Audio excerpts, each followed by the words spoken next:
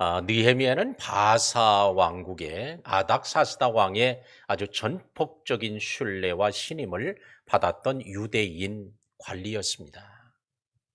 그랬던 그가 예루살렘에서 왔던 사람들의 얘기를 들으니 예루살렘 성이 초토화되고 황폐화되어져서 살 수 없게 됐다는 사실을 얘기 듣고는 근심하여 금식하고 철야하고 혼자 기도해도 이걸 감당할 수 없어서 주변의 사람들에게 요청해 연합하여 기도했습니다. 안색이 좋지 않은 걸 아닥사스다 왕이 보고는 무슨 일이냐 묻기에 자초지종을 말하자. 그러면 내가 너를 유대 총독으로 삼고 너를 보내줄 테니까 그 예루살렘 성읍을 황폐된 걸 복구하고 다시 수축하고 오라고 하는 명을 받고 예루살렘으로 돌아왔습니다. 예루살렘에 와서 오늘 그 성을 수축하고 영적 큰 부흥을 일으키는 기초를 닦았으니 이게 바로 느헤미야서입니다. 그래서 오늘 이 시간엔 오늘 코로나로 2년 동안이나 많이 힘들어서 우리의 신앙도 많이 무너져 있고 또한 개인의 경제 생활도 많은 부분들이 무너져 있던 것들을 오늘 이 새해를 맞아서 오늘 회복하는 달로 정하고 주제를 그래서 회복하는 시간이 되면 우리는 이 어려움도 넉넉히 이기게 될 줄로 믿습니다. 그래서 오늘 느헤미야서에 대한 말씀을 함께 나누면서 오늘 무너졌던 예루살렘 성이 회복되는 것처럼 우리의 신앙에 필요한 각 요소들이 다시 세워져서 우리의 신앙도 다시 세워지고 또한 하나님이 원하시는 뜻이 이루어져가는 영적 큰 부흥을 일으키는 기초를 세우는 그런 우리 모든 성도들이 다 되시기를 주의 이름으로 축원합니다. 그래서 오늘 회복의 달 첫 번째 시간에 하나님의 선한 손이라고 하는 제목으로 느헤미야처럼 하나님의 선하신 손을 꼭 붙잡고 승리하는 이런 회복하는 그런 은혜가 있기를 축원합니다. 11절 본문으로 돌아갑니다. 내가 예루살렘에 이르러 머무른 지 사흘 만에. 자, 예루살렘으로 왔어요. 예루살렘에 머문 지 사흘 되었습니다. 그때에 그는 소수의 몇 사람을 데리고 밤중에 일어나서 예루살렘 성을 시찰하게 되었습니다. 왜 그렇게 밤중에 갑자기 소수의 사람을 데리고 은밀하게 시찰하게 되었는가? 하나님께서 예루살렘을 위해 무엇을 할 것인지 자기 마음에 주신 것을 행하려고 했다는 거예요. 하나님께서 이 느헤미야의 마음속에 예루살렘에 가면 무엇을 해야 될 것인지 그것을 그 마음에 주셨습니다. 바사국의 오늘 수산궁에서 예루살렘까지 오는 거리는 일반적으로 한 약 3달 정도 걸려야 옵니다. 이렇게 오랜 시간에 걸려서 와야 되는 길인데 이렇게 오다 보니까 얼마나 많이 피곤하고 힘들었겠어요. 근데 여독이 풀리기도 전에 사흘 만에 밤중에 예루살렘 성을 시찰하러 나서게 되어졌습니다. 이를 통해 우리는 느헤미야가 얼마나 열정을 가진 사람인가라는 걸 우리가 알 수 있게 됩니다. 좀 더 쉬울 수도 있어요. 90일 동안 석 달 동안 왔다고 하면 얼마나 힘든 여정이었겠어요. 그런데 그런 힘든 여정 속에서도 사흘도 못 돼서 그들은 오늘 예루살렘 성읍을 돌아보는 일, 시찰하는 일에 나서게 되어졌습니다. 오늘 이처럼 비전의 사람, 열정의 사람은 세월을 아끼고 시간을 허비하지 않는다는 것을 볼 수 있습니다. 에베소 5장 16절에 사도 바울을 통해 하나님은 에베소 교인들에게 얘기합니다. 세월을 아껴라. 때가 악하니라. 세월을 아껴라. 시간을 낭비하지 말라는 거예요. 근데 에베소 교회를 보니까 사도 바울이 에베소 도시와 또한 에베소 성도들을 보니까 그 에베소 사람들은 먹고 마시고 흥청망청 이렇게 술에 취해 사는 사람들이 많았습니다. 그 이유가 뭐예요? 많은 요인들이 있지만 그 중에 하나가 술의 신을 섬기는 도시였기 때문에 그렇습니다. 술의 신을 섬기려고 술의 신은 뭘 좋아해요? 자기가 술의 신이니까 술을 많이 마시고 그것 마시고 취하고 소리를 지르고 이러는 걸 좋아하는 거예요. 그러니까 그들은 쾌락을 위해서도 그렇지만 술의 신을 기뻐하게 하기 위해서 이 술 취한 사람들이 많은 거예요.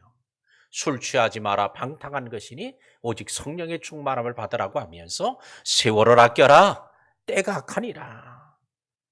술에 취하면 시간 가는 줄 모르는 거예요. 무엇을 해야 될지도 모르는 거예요.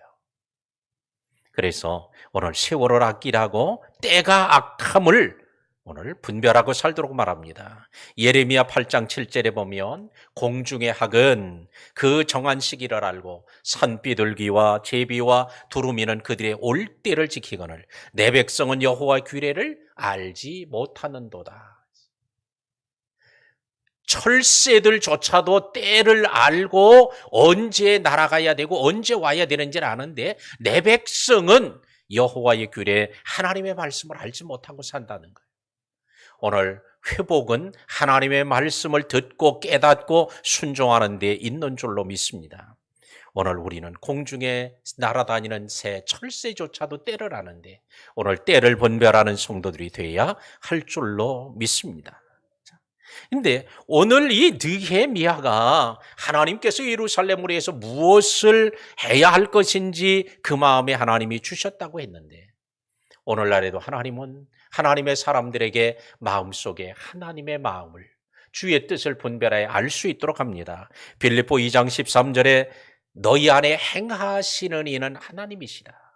너희 안에서 하나님이 행하시다. 너희 밖이 아니라 너희 심령 안에서 하나님이 행하시는데 자기의 기쁘신 뜻을 위하여 너희에게 하나님께 소원을 두고 행하신다고 그러셨어요. 자기의 기쁘신 뜻을 이루려고 하나님은 그들의 마음속에 소원을 두고 그 소원을 하나님께서 마음속에 품먹게 하여서 늘 그 생각이 밤이나 낮이나 생각나게 하는 거예요. 느헤미야의 마음속에 그런 마음을 주시니까 수산궁에서 그가 고위 관리로서 살아가니까 얼마나 부족한 것 없어요. 불편한 거 없어요. 그런데도 왜 그가 마음에 근심하고 막 밤낮으로 기도하고 철야하고 이렇게 기도를 해야 될까요? 그것은 그의 마음속에 이런 소원을 주셨기 때문입니다.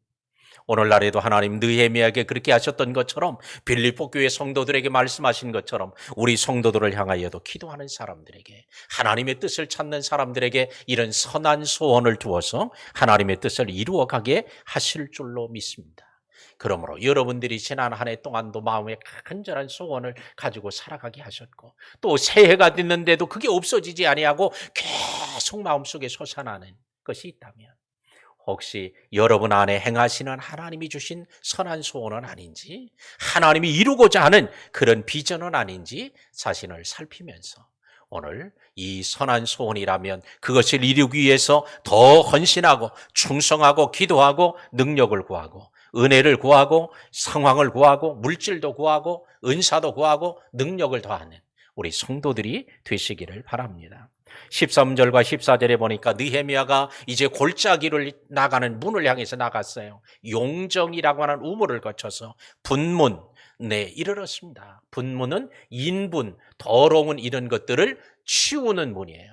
아무데나 이걸 가지고 나가는 게 아니라 그 나가는 문이 있으니 그걸 분문이라고 불렀는데 그 분문에 이르게 되었고 그리고는 또 짐승을 타고 내려가는데 보니까 이제 길이 막혀서 성이 무너져서 그 돌더미 때문에 더 이상 나갈 수 없게 되어졌습니다.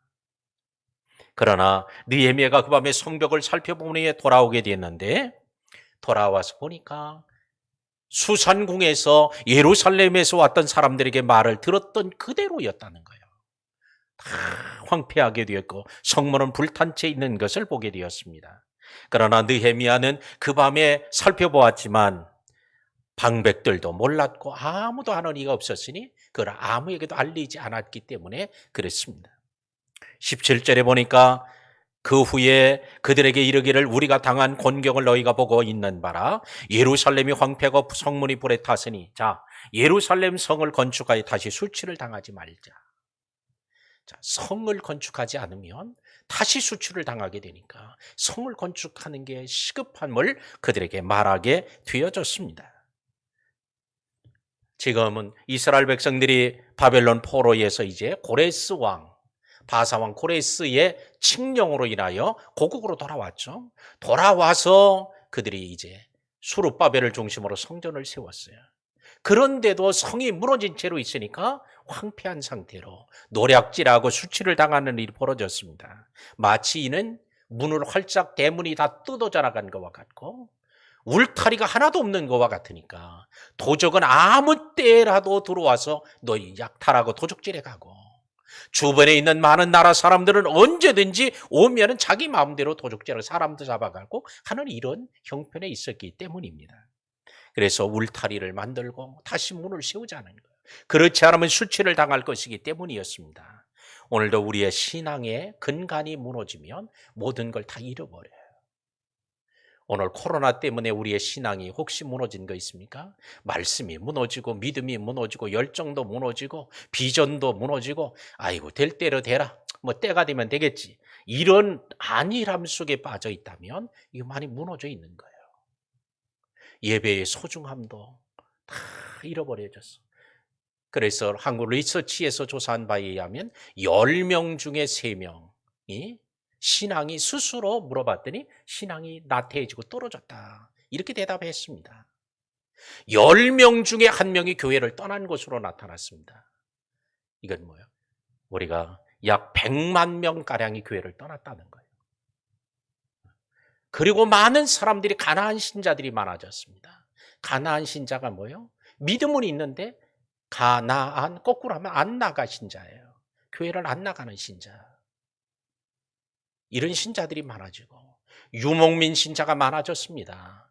노마드 신자라고 그러죠. 그냥 떠돌이 신자들이에요.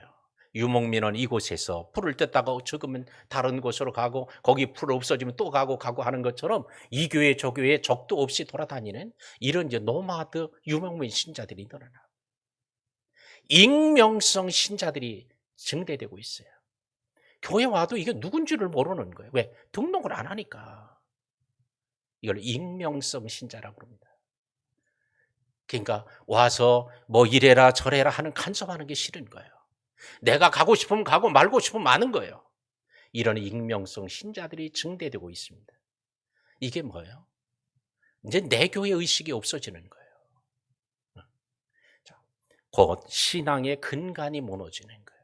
이러니까 이렇게 되어지니까 오늘 성도들의 신앙이 아주 큰 위협을 받고 있는 것입니다.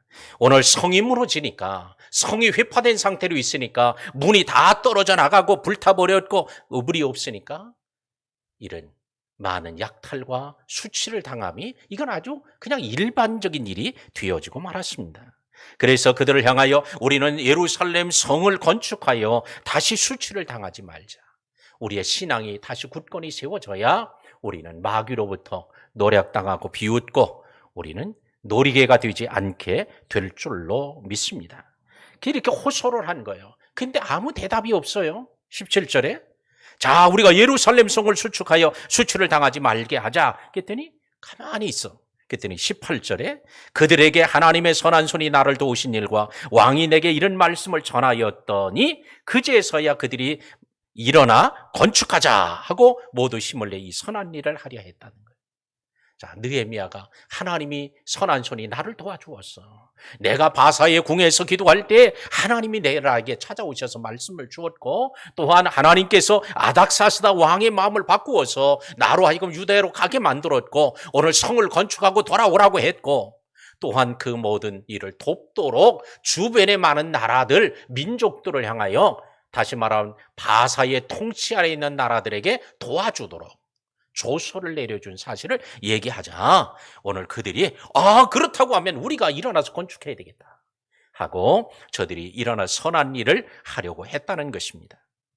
오늘 하나님의 선하신 손, 하나님의 손이 오늘 느헤미야를 붙잡을 때 오늘 이런 놀라운 일들을 행하게 된 것처럼 52일 만에 이 성을 다시 재건할 수 있었던 것처럼 오늘도 하나님이 선하신 손, 주의 손이 오늘 여러분들을 붙잡는 한 해 여러분을 붙잡고 가시는 그런 복된 우리 성도들이 되기를 주의 이름으로 축복합니다. 오늘 주님의 선하신 손으로 여러분을 잡으려 하고 내어 미실 때에 여러분도 손을 내밀어 그 하나님의 손을 꼭 붙잡고 놓지 않고 가는 우리 복된 한 해가 되기를 바랍니다. 마이라 브룩스 웰치라고 하는 사람이 쓴 글에 명장의 손이 닿았을 때 The Touch of the Master Hand라고 하는 그런 글에 이런 내용이 있습니다. 경매장에서 이제 경매가 진행됩니다. 경매대 위에 제일 먼저 아주 낡고 오래된 바이올린이 하나 올려져 있습니다. 그래서 경매사가 말합니다. 자, 이 바이올린을 사실 사람, 자, 말씀하세요. 하자 어떤 사람이 그럽니다. 나 그거 1달러에 사겠습니다. 1달러를 제시했어요. 그러자 곁에 있던 사람이 쭈밋쭈밋 하다가 나는 2달러에 사겠습니다. 조금 있다가 나는 3달러에 사겠습니다. 3달러까지 올라갔어요. 근데 더 이상 말하지 않습니다. 자, 그러면 3달러 제시한 사람에게 이거를 이제 넘기려고 그렇게 하려고 말하려는 순간에 저 뒤에 있는 한 머리가 희끗한 노인이 잠깐 하고 나왔습니다. 나오더니 바이올린에 먼지 묻은 걸 털고 느슨해진 줄을 조이고 그러더니 활로 바이올린을 켜는 거예요. 근데 그 소리가 천사들의 노래와 같았고 아주 순수하고 달콤한 멜로디가 나오는 거예요. 그러니까 그 멜로디가 나오니까 사람이 거기 멜로디에 빠져 있느냐고 경매하던 게 잠깐 멈춰진 거예요. 그 멜로디가 마치고 나서 연주가 마치고 났을 때 다시 이제 시작하겠습니다. 자, 이 바이올린을 사실 분 얘기하세요. 그랬더니 1,000불에 사겠습니다. 1,000불 손을 들어서 1,000불이 나왔어요. 3달러짜리가 1달러가 이제 1,000불까지 올라갔어요. 근데 옆에 있는 나는 2,000불에 사겠습니다. 마지막 3,000불에 이 바이올린이 팔렸어요. 그런데 그 중에 경매장에 있었던 한 사람이 이런 얘기를 합니다. 아니, 어떻게 그렇게 보잘것없는 게 저렇게 가치 있는 곳으로 변할 수 있었을까? 라고 하면서 명장의 손이 닿았기 때문이야 라고 얘기를 합니다. 아무것도 아닌 것 같고 그냥 쓸모없는 것 같았던 1달러, 2달러, 3달러 이상은 더 이상 주지도 않을 것 같았는데 명장의 손이 닿으니까 거기서 아름다운 선율이 나오니까 그것이 3,000불까지 올라가는 거예요. 자, 1,000배나 뛰었습니다. 오늘도 우리의 생애에 하나님의 손이 닿으면 명장이요 거장인 하나님의 손이 닿을 때 우리의 인생이 달라질 줄로 믿습니다. 오늘도 우리를 연주하려고 하시고 우리에게 개입하려고 하시는 하나님의 손을 우리가 거절하지 말고 이 어려울 때일수록 하나님의 손을 붙잡는 성도들이 되기를 바랍니다.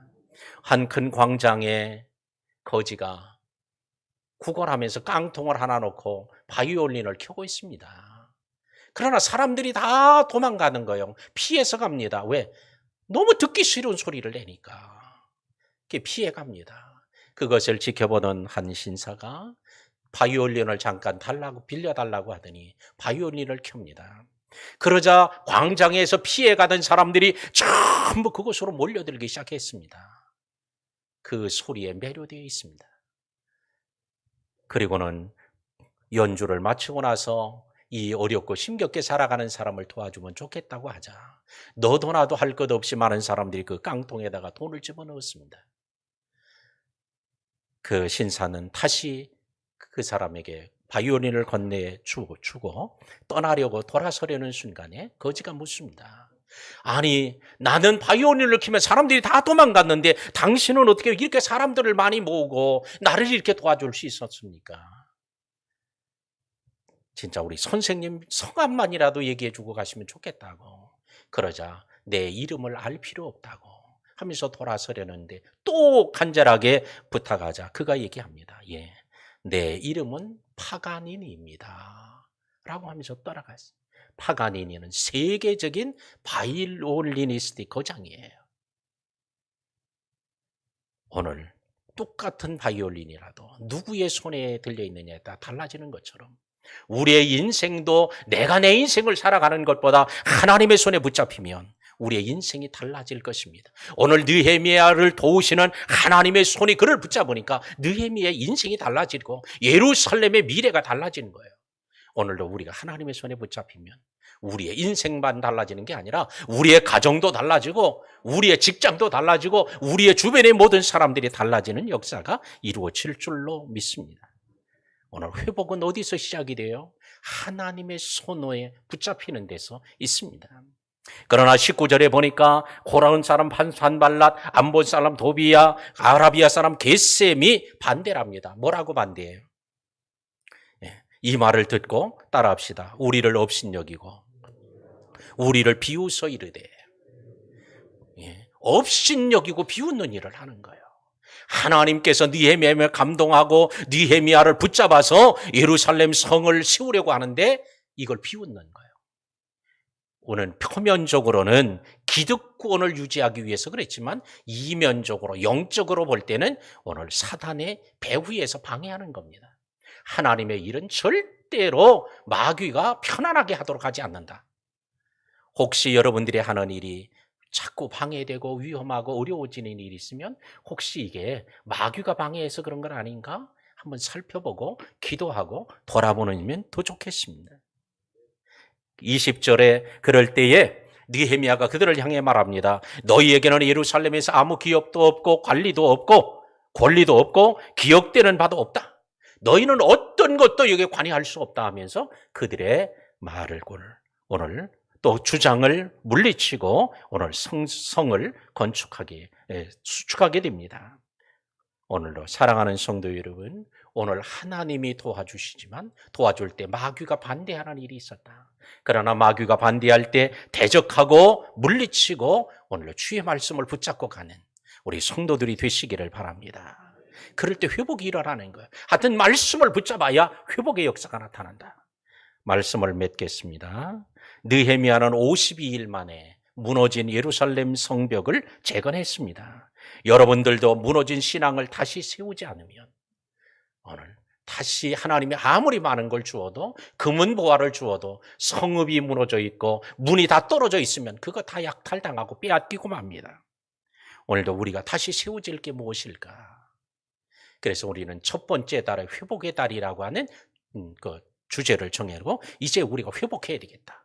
코로나로 인해서 무너진 것, 느슨해진 것 다시 회복해야 되겠다. 그래서 이번 우리가 한 해 동안에는 이런 회복하는 일들, 그래서 오늘 느헤미야서를 통해서 나타났던 것처럼 오늘 겉으로 눈에 보이는 성도 회복이 되고 또 영적 큰 부흥이 또 회복되어지는 역사가 나타날 것처럼 오늘도 우리의 삶에 눈에 보이는 것, 손에 만지는 것도 회복되고 또한 보이지 아니하고 하는 신령한 것까지 회복되는 그런 한 해가 되어지기를 바랍니다. 그래서 하나님이 느헤미야의 마음속에 주셨던 마음처럼 하나님이 그 안에서 역사하신 것처럼 그의 손을 붙잡아서 오늘 도와주셨던 것처럼 그가 하나님의 말씀을 붙잡고 오늘 모든 방해와 또한 여러 가지 회방을 물리쳤던 것처럼 우리 성도들이 주님의 손을 꼭 붙잡고 오늘도 이 하나님의 선한 손을 꼭 붙잡고 놓지 않는 하나님의 손을 붙잡고 동행하며 가는 우리 모든 성도들이 다 되시기를 주의 이름으로 축원합니다. 하나님, 참으로 소망이 없었던 이스라엘 백성들에게 하나님이 느헤미야의 마음속에 기도할 마음을 주셨고 금식하고 철야하고 또 합심하여 기도할 때에 하나님이 그의 마음속에 선한 마음을 주시고 예루살렘 성을 다시 수축하려는 마음을 주시고 그런 기회를 주시고 이룰 수 있게 하셨던 하나님, 오늘도 우리 사랑하는 성도들이 이제 무너졌던 곳에서 다시 회복되는 귀한 기회가 되게 하옵소서. 오늘도 하나님의 손을 붙잡고 동행하게 하옵소서. 오늘 말씀을 붙잡고 가게 하옵소서. 좌로나 우로나 치우치지 않게 하옵소서. 예수님의 이름으로 기도하옵나이다. 아멘.